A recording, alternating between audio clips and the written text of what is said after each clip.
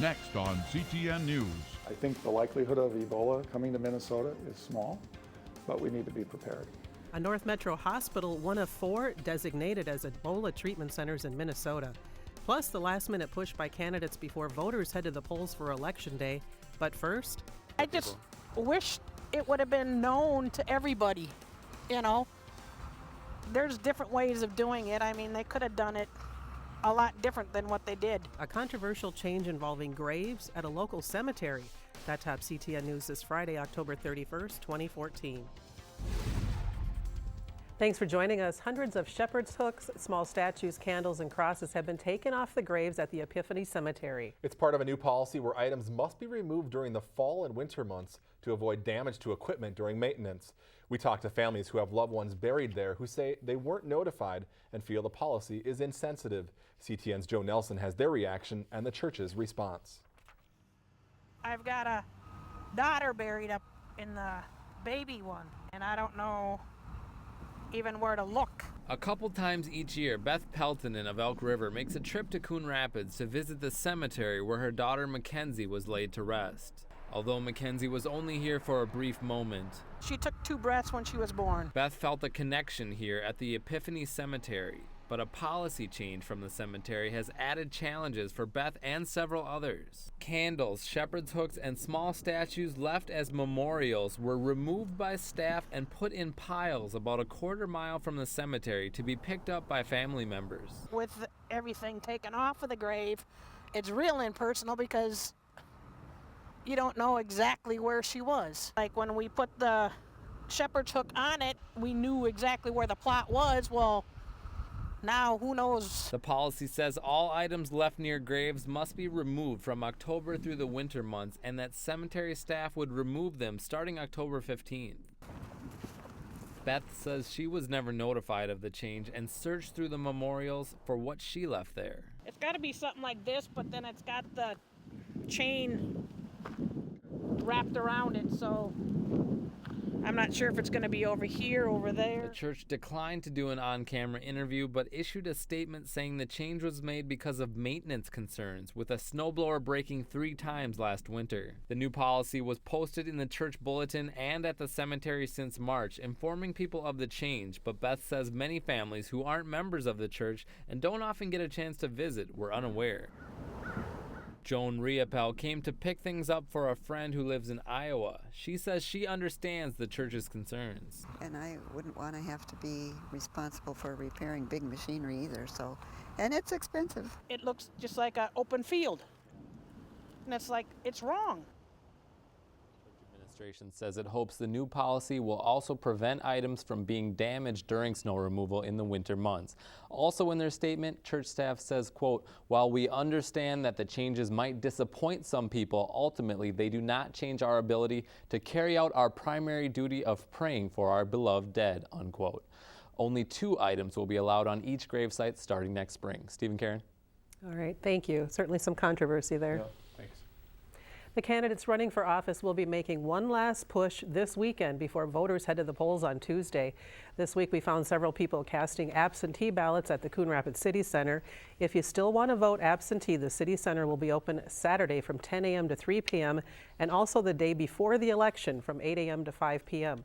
Following a change in state law, you no longer need an excuse to vote absentee. There are 3 city council seats on the ballot. Jerry Cook and Ron Manning, both current city council members, are vying to become the next Coon Rapids mayor. Wayne Demmer and Ethan Yang are squaring off in the race for Ward 3 seat, which is currently occupied by Paul Johnson. And in Ward 5, it's Brad Johnson versus Valerie Weaver. That seat is currently held by Bruce Sanders.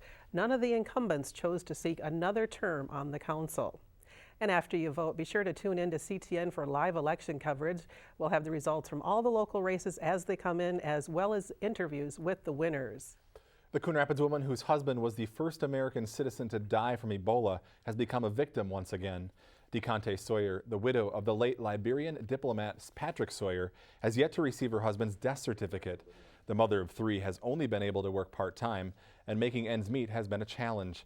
Because the Nigerian government has not sent Patrick's death certificate to his family, DeConte has not been able to get Social Security benefits owed to her. The leaders there were very angry at Patrick, very angry at him, because they say he took Ebola to Nigeria. In fact, they called him a bioterrorist. A sick man, a man who died from something he had no idea he had. DeConte says Senator Franken's office has been working with the Nigerian consulate to try to get Patrick's death certificate, but she believes a waiver from the Social Security office may be a more likely possibility.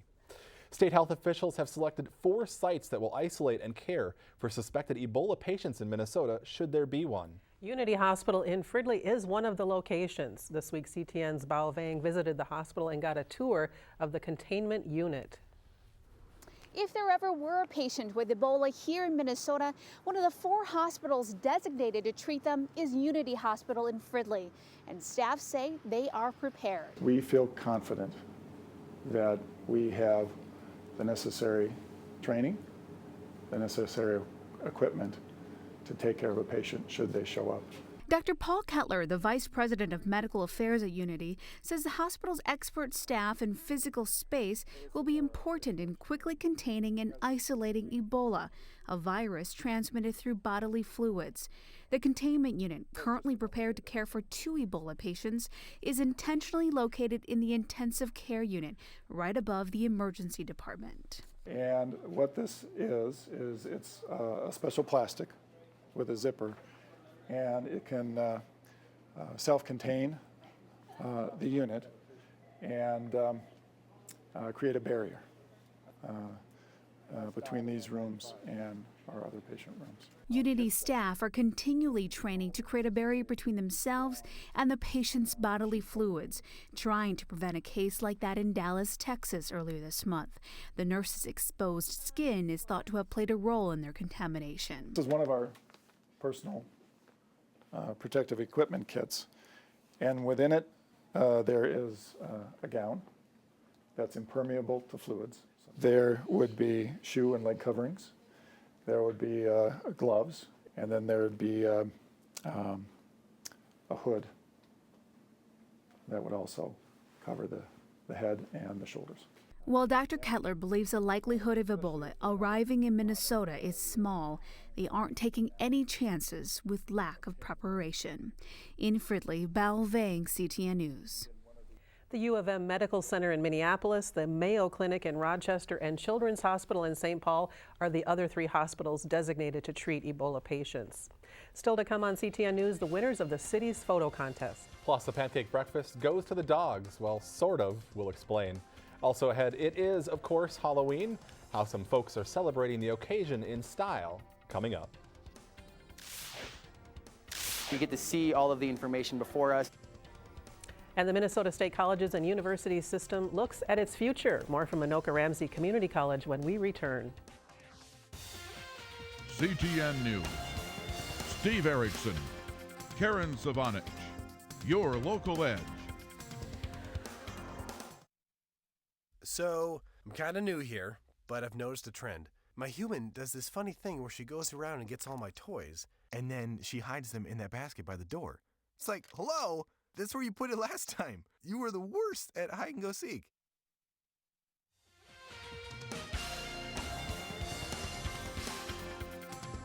Free pizza was used this week to attract the attention of hundreds. Students and staff at Anoka Ramsey Community College checked out initiatives for the future. The Minnesota State Colleges and Universities system adopted recommendations known as Charting the Future. On Monday, the initiatives were displayed in a gallery walk for ARCC students and staff to see the work to date, along with research, and offer their feedback. The gallery walk is a strategy to get broad-based input into the process. It's a way to kind of test some preliminary ideas, but also more broadly to make sure that we're getting an opportunity for all constituents to be part of the solution. There's the main concepts, and then there's the sub-concepts in each one. Which is most important to you? What do you want us working on? More than 400 people took part in Anoka Ramsey's gallery walk. Another one will be held at the Anoka Technical College on November 21st from 11 a.m. to 2 p.m. The changing seasons means new hours at the Coon Rapids Recycling Center. Starting Saturday, the Recycling Center will be open Tuesday through Saturday from 9 a.m. to 3 p.m. This summer, the Recycling Center enacted new evening hours for the first time due to increased demand. For more information on what's accepted, log on to the city's website at coonrapidsmn.gov. The Coon Rapids Lions Club's annual Fall Community Breakfast had a special visitor last weekend. Billy the Canine greeted guests at the pancake breakfast. His handler, Bill Hamas Jr., answered questions from people in attendance and put on a special demonstration outside. The Lions Club was one of several community organizations that helped fund the canine. You know, those dogs are very, very expensive, and we did our chili feed to try to raise money, and we were part of that, and we're proud of it. We love that dog. We love his program, and this gives us a chance to show him off to other people, so we think that's great. Around 1,000 people turned out for the all-you-can-eat pancake breakfast Sunday. All of the money raised goes back into local charities that the Coon Rapids Lions Club supports. It's no secret the Halloween capital of the world goes all out for the big day.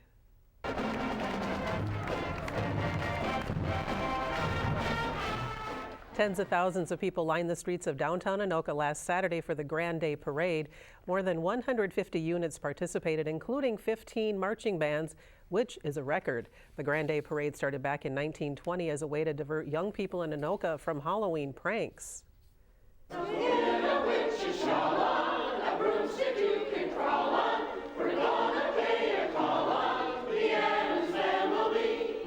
The Golden Tones served up a Halloween-themed performance on Thursday at the Coon Rapids City Center. Several seniors dressed up in costume for the occasion. Witches were by far the most abundant and popular costume of the day. One masked gentleman said he came dressed as an identity thief. The performance is concluded with a tap dance and a black cat and an appearance by Little Red Riding Hood.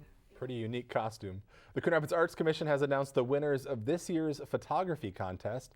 The first place award of $150 goes to Esther Workington for this photograph titled Wisdom Resting. It shows an owl in a tree. The first place award for the youth category and $150 cash went to Kenna Wendt. Her photo was titled A Walk in the Rain and was taken at Bunker Hills Park. Coming in second place, this photo taken by Sandy Thompson called A Magical Morning After Evening Rain. She wins $100. And the third place award and $50 cash prize goes to John Kosoliak, who submitted a photo of this backyard butterfly. The amateur photography contest took place from July 7th to September 15th. Jake Gyllenhaal stars in a new crime thriller out in theaters this weekend. Howie Shapiro has a preview of that and some other suspense movies hitting the big screen this Halloween. I have something you'll be very excited about. You have a good eye. I want you to contact me when you have something. Something like this. Think of our newscast as a screaming woman running down the street with her throat cut. You will be seeing me again. Nightcrawler. When Lou Bloom muscles his way into the world of LA crime journalism, he blurs the line between observer and participant to become the star of his own story. We're gonna find the person that drove that car. Start filming. Who are you?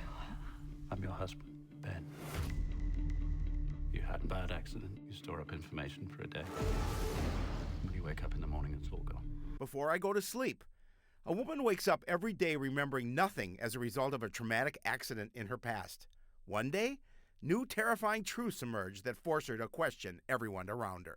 10 years ago, you were found on an industrial estate with repeated blows to the head.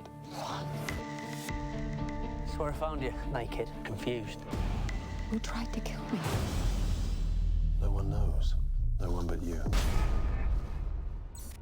Hello. Do you want to play a game? Saw. For 1 week only, Lionsgate will celebrate the 10th anniversary of a film that kicked off the most successful horror franchise in history. He doesn't want us to cut through our chains. He wants us to cut through our feet. I'm Howie Shapiro, and that's what's showing. All right. Thanks, Howie. And don't forget, daylight saving time ends this weekend, so set those clocks back 1 hour. And while you're at it, check those batteries in the smoke detector. All right. Have a safe Halloween. We'll see you back here again next week.